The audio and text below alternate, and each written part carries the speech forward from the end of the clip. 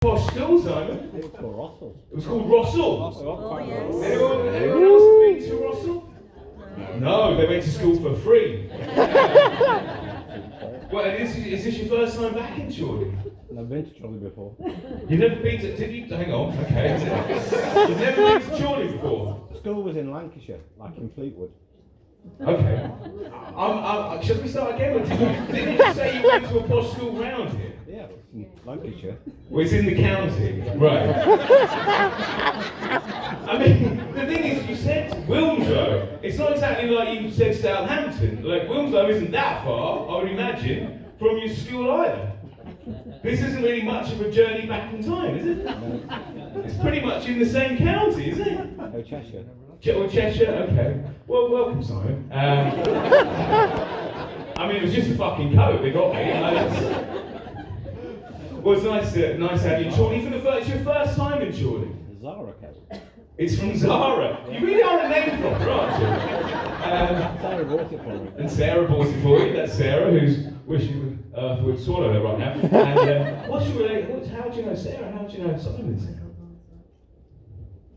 Do you not know each other? What's made that weird? We want them to be together. On Good Morning tomorrow.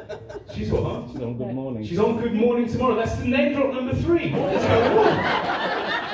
I went to a posh school, I'm wearing a Zara coat, and I'm with the TV star. You thought you were coming to see Matt tonight. Actually, no.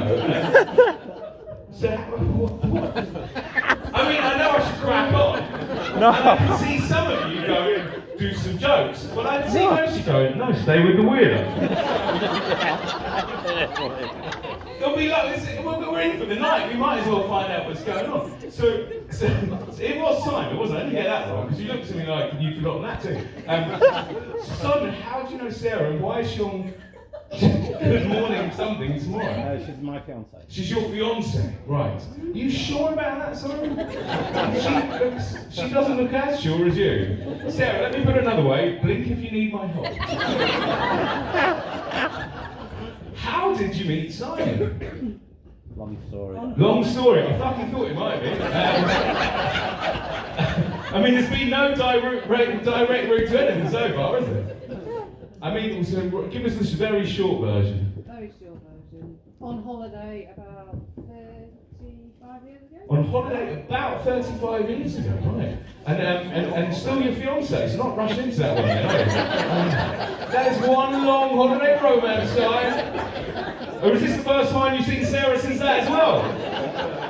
Well, that's right. Did you meet at school and you just tracked it down? Is this Also, yeah. See, stalked you, that's what the feeling I was getting. I love Facebook. You love Facebook. I mean, you are mistaken it for a conversation now, but I realise this is my fault. I've done it myself. Well, welcome, Simon. We're going to have a lovely night. Everyone meet Simon. Simon, meet the people of Chorley. If only I just come to you. It would have been so easy. Life would have been better. Well, it's lovely to see you. So you're having a cracking night. So Simon's from Wilmslow. Everyone else from Chorley? No, you're not from Chorley either, okay? Everyone's not from Chorley. No, I actually live in Chorley now. Yeah. You live in Chorley. Don't make another complicated story. That counts as being from Chorley. You live in Chorley now. We don't. You don't live now. Okay, where are you from, my friend? Are you all together? Is this family? Yeah, so my dad, my step. Hang on, you pointed Dad. You didn't point to Simon, did you? Fuck's sake. This would be one amazing reunion. Coming to school and meeting my son for the first time and my childhood sweetheart. This is your father. Yeah, this is my father. I'm happy about that scenario. What's your father called? David. David, welcome David, and you're from? Don't be making it up, you don't have to. We don't need comedy gold, we've got Simon already. Don't be thinking he might be struggling to make something up, no. I was born in Worcester, but I lived in Bath. Right. And then my dad lives here in Another 20 minutes, the money's mine, that's all I'm thinking. Well, welcome tonight, everybody. Listen, I think we're going to have a great night. Obviously, you're here to see Matt. I'm just going to have a little chat with you before we crack on. And welcome, by the way, isn't it great? The first proper weekend of February, and I think we can say it's good to be properly in the year, isn't it? Did anybody do enjoy January? Yeah. Is anybody doing Let's Get Fucked February? Yeah. What about you, Si? You do enjoy January? No. No, are you having a drink though tonight? Yeah. Yes, good. Well, good on you. I think we should get it out of the way. I don't like it in January, all that pressure. I try it every year. I never make it because they put you under the pressure, don't they? All the diet programs come on. I saw one the other week, right, on the diet programs. It was like one of those things like The Biggest Loser or something. It went like this. It went tonight. We meet 22 Stone Steve. His family don't know he's a secret snacker. I think they do. I think they've got a fairly good idea. Well, those floorboards are creaking at midnight.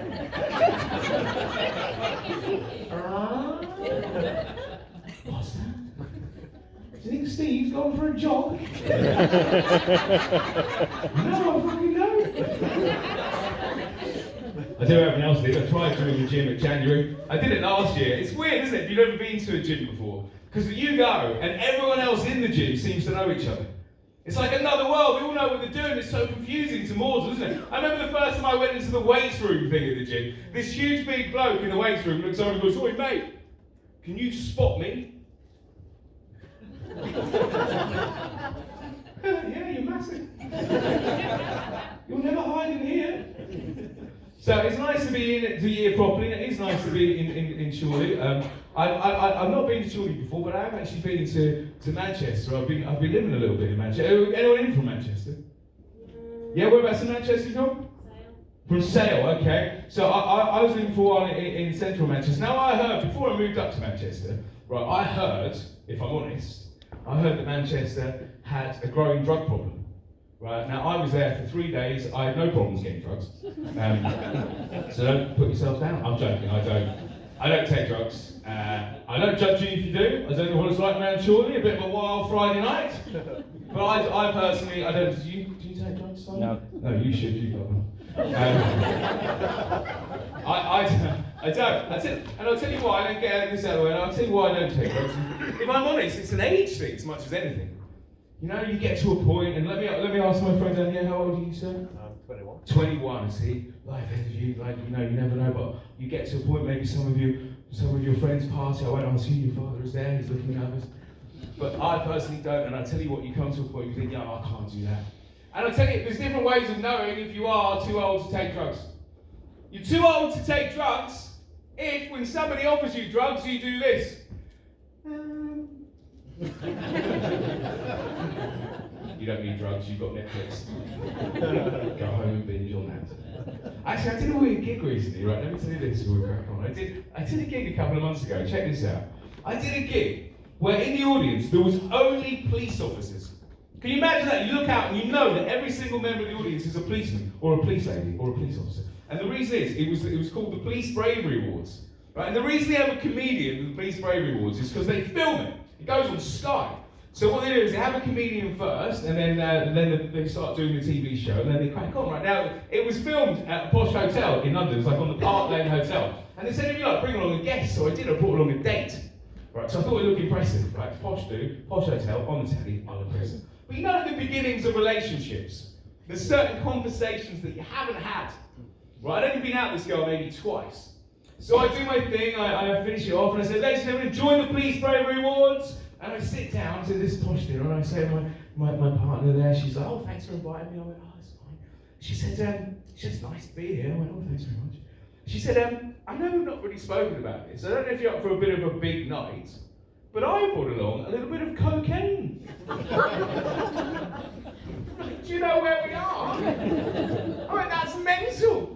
At that point, the floor manager comes on and goes, "Ladies and gentlemen, welcome to the Police Bravery Awards. A couple of things to tell you before we start. There'll be 3 ad breaks during the show, so you can go to the toilets, but please reserve your seats. There'll be some strobe lighting during the show, just so you know. And, just so people in this section of the audience know, the 3rd category is the Police Sniffer Dog of the Year." She's going, "Oh my God, it's a sniffer dog." I'm like, "No, it's the Sniffer Dog of the Year. It's the best sniffer dog in the country. There's 500 police, and it's on TV." Hey. I'm like, "Do something about it." She said, "I will." She comes back a couple of minutes later and sorted. She went, "Yep, done the lot. Done." So that's something to be enjoyed. So you're just visiting the folks for the weekend, is that what's brought you up? That's the plan. Yeah. And what was your name, sorry? George. George, and what do you do, George? I'm travelling in a couple of weeks. Yeah, it's the vaguest answer possible, isn't it? Not even you're travelling now. You plan to be doing nothing in a couple of weeks. So where are you travelling to? So we're going to Southeast Asia. You go to Southeast Asia? Yeah. Okay, fantastic. How long are you doing that for, George? 3 months with my girlfriend. 3 months, this is your girlfriend here? Yeah. Fantastic, excellent, payroll dad. What lovely thing you're doing. What are you going to be doing something while you're travelling? Yeah, we're volunteering for 2 weeks of it.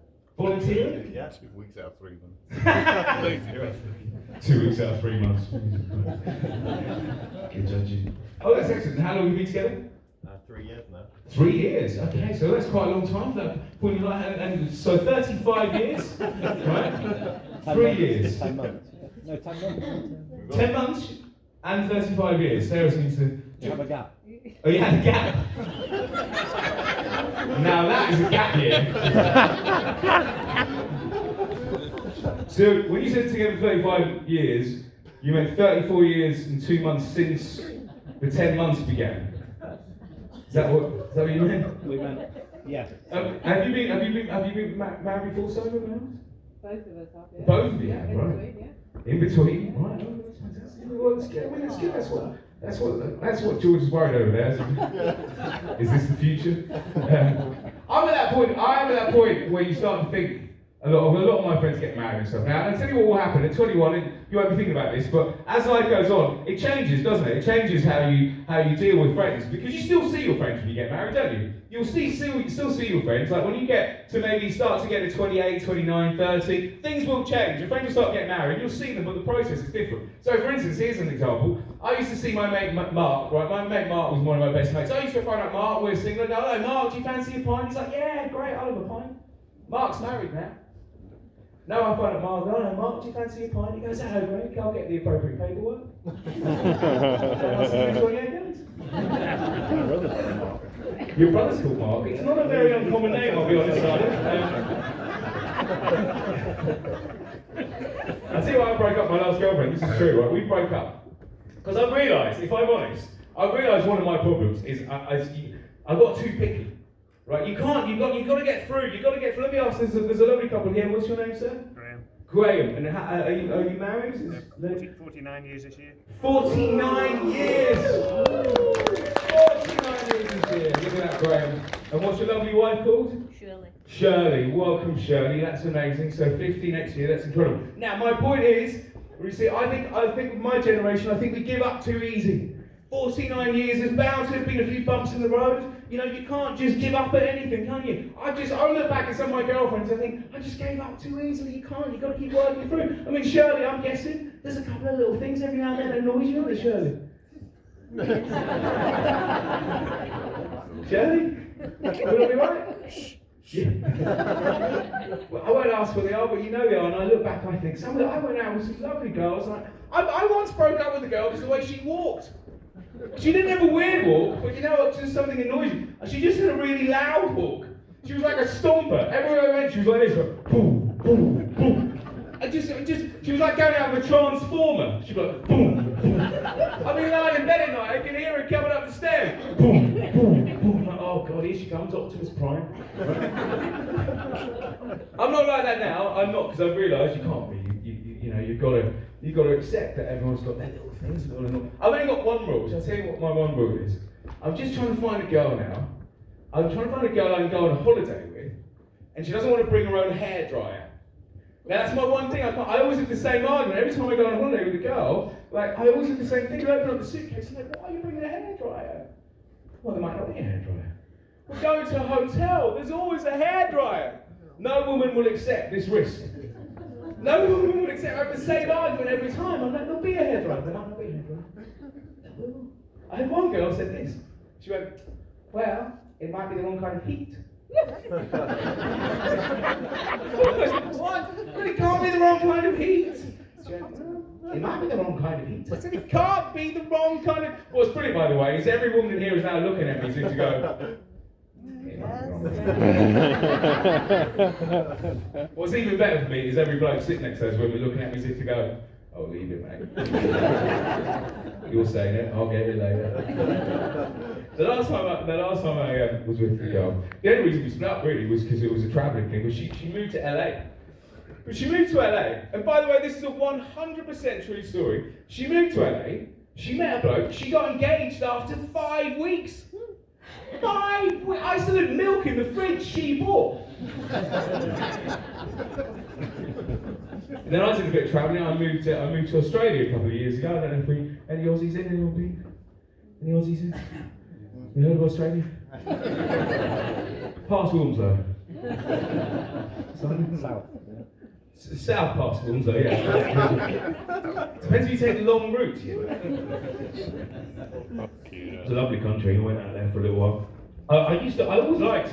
It's a weird thing. I don't know how we feel about this, but even before I lived in Australia, I always liked going because I loved, and I still do. I love a long haul flight. Like you get on a flight to Australia, it's 22 hours. You sit in that flight, you've got 22 hours ahead. It's like the best lock-in ever. I'm sitting there, I'm like, come on, let's get pissed. What are you gonna do? Chuck us out? They can, it turns out. But the best thing happened, right? The last time I was coming back from Australia, and I never knew this happened, I got upgraded. I got upgraded on the flight from economy class to business class. I know. Do you know this is that? I didn't know. So I'm sitting in business class, having paid for an economy ticket, and I'm sitting in business class, and I'm thinking, oh, this is amazing. I've been a right touch. But then I thought, actually, it's good for me. But can you imagine if you paid for a business class ticket, but you knew there was upgraded people amongst you? If I'd paid business class and I knew there was upgrades, I'd be like, there are the upgrades. They're not like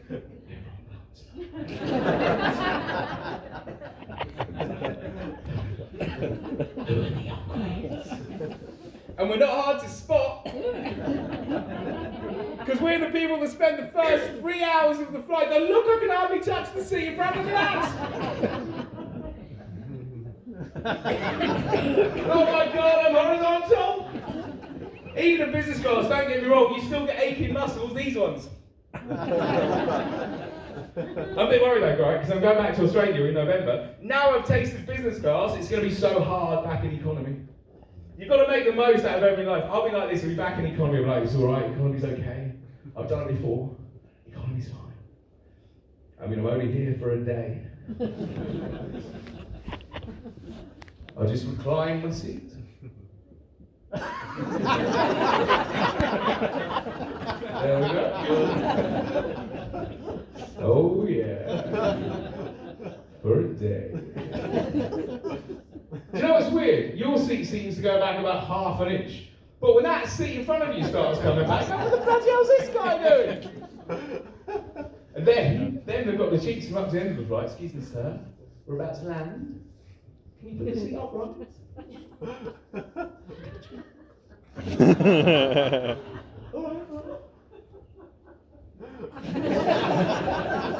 We can land now, can we?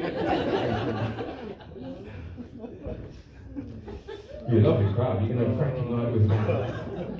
We'll have a little interval in a second and we'll have a little drink. Nice being here. And that's one thing I did notice. What I do notice when we're travelling, I do feel, I know we've had a lot of things that have gone on in this country, this year, and it's divided us to some degree. But one thing that keeps us united, one thing that keeps us together and keeps us proud is the way that we drink. Isn't it? I like it, because I didn't realise that we drank differently to other nations until I went to different nations. Like for instance, I saw this recently, right? There was some American actor, right? He's from some soap in America, and I saw the Daily Mail online the other day. This American actor is just gone on a rehab because he went on a 3-day binge. Yeah, exactly, my people. In America, 3-day binge rehab. England, 3-day binge. Bank holiday weekend.